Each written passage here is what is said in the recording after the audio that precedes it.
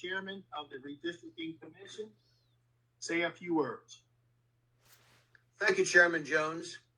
It's my honor to serve again on the Redistricting Commission, as you all had asked me to do 10 years ago in 2011. Apparently, we have received some criticism for the work that was done, but I do have to point out that we had a commission group of 5 members. We had 2 attorneys, we had a community activist, we had a businesswoman from the northeast section of the county, and I could not have asked for 4 more fine, more dedicated people than those individuals. I am a bit disappointed at the press and some of the criticism that the commission has received because of the map that we presented. I'd like to point out that the map that we made showed or turned out to have very little change from the previous map, except for some glowing errors, which I happen to be in favor of. And one of those we tried to correct was the thumb imprint that went from Perry Hall and covered Towson. One of our objectives was to make that district a bit more compact, which we were able to do. And we took Councilwoman Bevan's district and moved it a little bit west to include Towson. The appearance of the map is much improved, and most of the communities have been maintained that we tried to do. Now, some of the criticism that has come up, the maps presented, resulted in a sort of disagreement, I guess, that the ACLU and NAACP were concerned about, that Baltimore County now has an African American population of about 29.5%. We were well aware of that. We were aware that that percentage might look on the surface as if Baltimore County ought to have 2 African American council people. The difficulty in trying to break up some communities and create a gerrymandered 2 districts where there were slightly African American in population, perhaps 53, 54%, does cause a difficulty. And I think some people may have missed the practicality, or as I call it, politics 101. For example, if a district has 53% African American, it's very possible in that district and the other for there to be 3 African American candidates in the primary. And I may point out at the current time, both of those areas are primarily Democratic areas, and 1 white gentleman or 1 white lady running for the same office.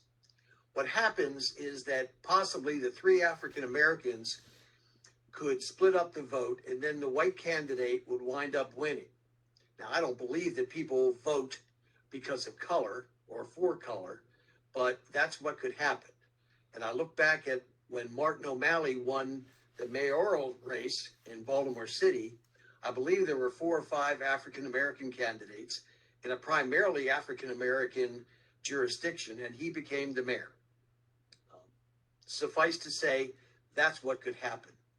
We did not want to change much of the districts that we have now, nor did we want to change much of the 4th district, where there is a very solid, approximately 70% African American population in the 4th district. We wanted to maintain that.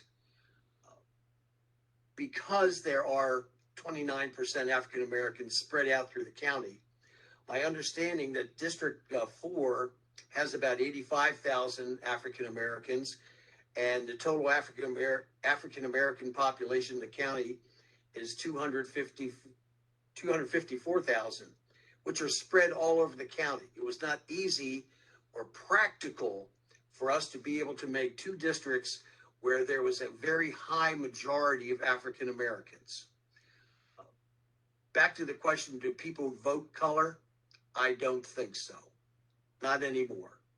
Look at Barack Obama. Barack Obama won. Coincidentally, I'm a Republican. Coincidentally, I voted for Barack Obama. The color of your county council person is not the same as it is in Congress. In local politics, I call it service politics, and politics 101. The county council people provide service to the constituents.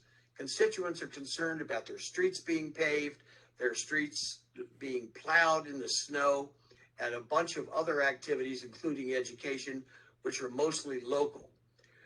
It doesn't make much difference if you're African American or white or Asian or Hispanic on how the people take care of their constituents.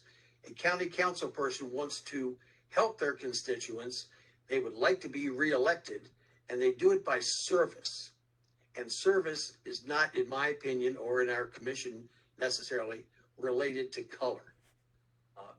You look at the gerrymandering that the state did 10 years ago, and some of the folks who voted for what turned out to be, by, I think it was the federal courts, some of the worst gerrymandering in the United States.